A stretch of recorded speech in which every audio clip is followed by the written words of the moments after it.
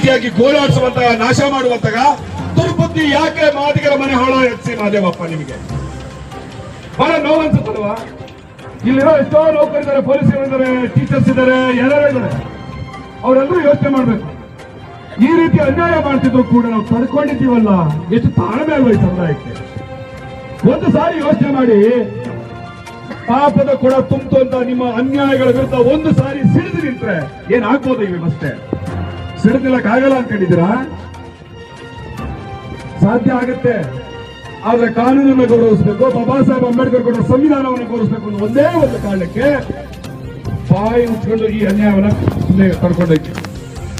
ಈಗ ನಾನು ಈ ಒಂದು ಕ್ಷೇತ್ರದ ಮೂಲಕ, ಇದು ವರುಣಾ ಕ್ಷೇತ್ರ ಮತ್ತೊಂದು ನರಸೀಪುರ, ಎರಡೂ ಕ್ಷೇತ್ರದ ಮಧ್ಯ ಜಾಗದಲ್ಲಿ ನಿಂತ್ಕೊಂಡು ಇಬ್ಬರಿಗೂ ಎಚ್ಚರಿಕೆ ಕೊಡ್ತಾ ಇದ್ದೀನಿ.